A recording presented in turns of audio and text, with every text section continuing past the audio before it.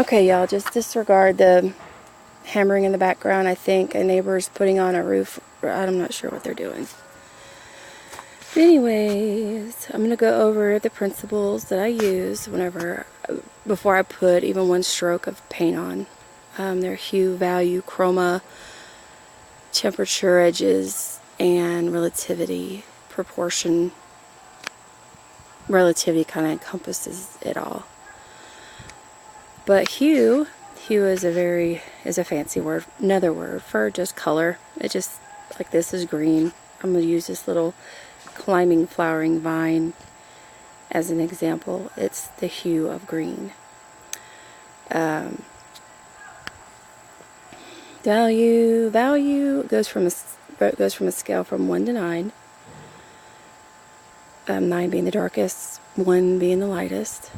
There's everything, every scale that's in this thing. Not the darkest, but like say up here we would have like maybe a 2 or maybe 3. This one right here would be around a 5. This little thing peekaboo and back in there, I would say it'd be about a 7 or an 8 from what I can see on the monitor part of the camera. Chroma is how bright a color is. Like this is a super bright chromatic green up here, where it's all very chromatic, but some more than others. Like back in here, it's not very chromatic because you don't have the sunlight going through it like you have this one up here. The trellis is not very chromatic. It's just brown. Chromatic, whenever you think of that, think of jewel tone colors. The highest amount of pigment, the brightest amount of pigment in the color. Let's see. Hue, value, chroma, temperature. Temperature. Oh, this is a good example. Oh, just went behind the sun, but that's okay.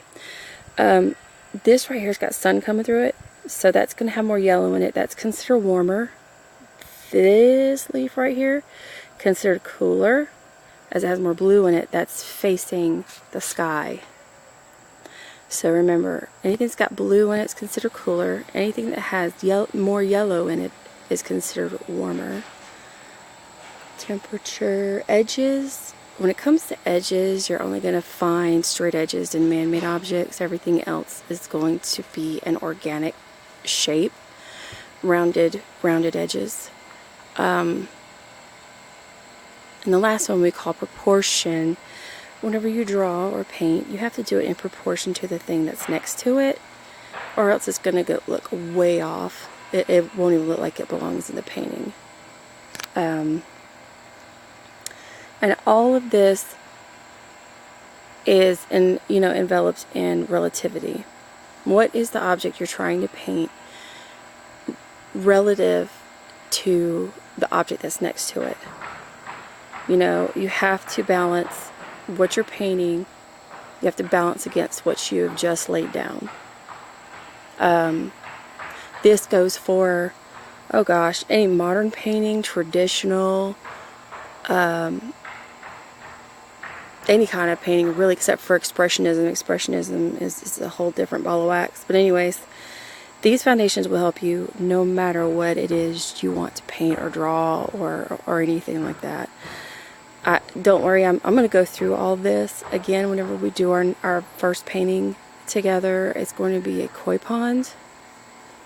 It's not going to be very big. This is just something that we need to go through the foundations with. Something just to get you started.